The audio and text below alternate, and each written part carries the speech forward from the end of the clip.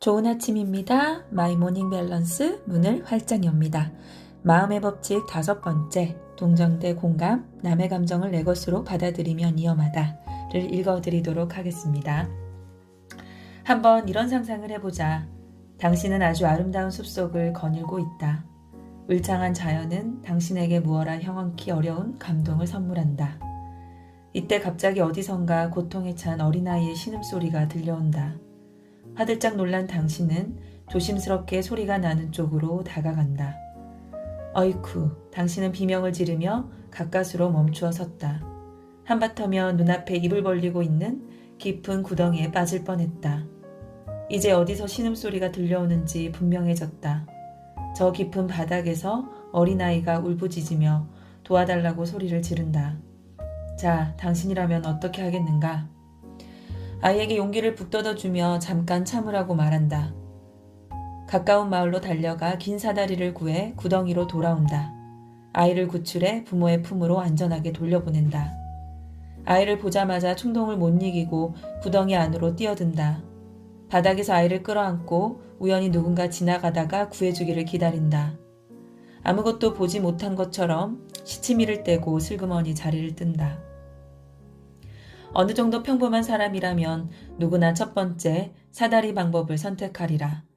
두 번째는 어리석은 짓이라며 손사래를 치고 세 번째는 너무나 무책임하니까 모든 게 이처럼 분명하다면야 누구나 올바른 선택을 할 수 있으리라. 그러나 현실은 다르다.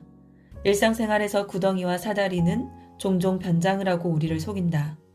이게 바로 현실에서 우리가 흔히 두 번째를 선택하게 만드는 원인이다. 대비책도 없이 앞뒤 가리지 않고 뛰어드는 것이다.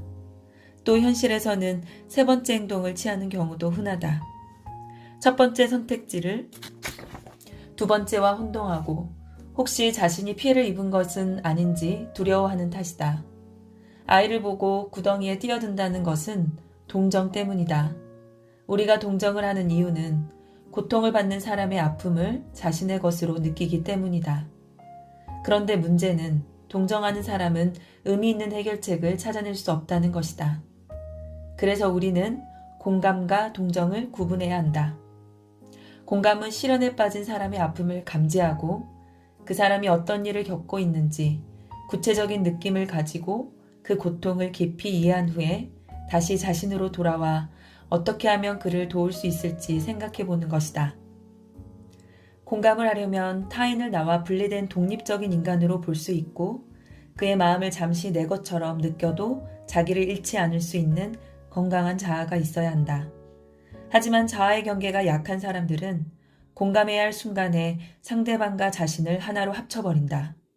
그렇다 보니 남의 고통에 사로잡혀 자신도 구덩이에 뛰어들어야만 하는 것은 아닌지 두려운 탓에 다른 사람의 시련이나 아픔과 만나는 것을 꺼린다. 이런 사람들은 좋지 못한 기분이 끌어오르는 것을 피하려고 현장을 벗어나는 쪽을 택한다. 양심의 가책을 끌어안고 사는 것이 남의 걱정을 나눠 갖는 것보다 쉽다고 여기는 탓이다. 잘잘못을 따지자는 이야기가 아니다. 다만 우리의 심리가 왜 그렇게 작동하는지 알려주는 것뿐이다. 동정은 물론 도망가려는 마음 역시 자연스러운 인간의 모습이다. 우리는 자기중심적인 관점에서 세상을 바라보는데 익숙하기 때문에 무의식적으로 남의 감정을 내 것으로 받아들여야만 할 것 같은 착각에 빠진다. 그러나 현실은 다르다. 우리는 저마다 자신의 느낌을 가진다. 그러니까 서로의 감정을 밝히고 나누는 게 중요하다. 우리가 우리를 둘러싼 사람들과 진심으로 공감할 때 좋은 일이 일어난다. 우선 우리는 구덩이를 피할 수 있다. 그리고 다른 사람이 구덩이를 벗어날 수 있게 실질적인 도움을 줄 수 있다.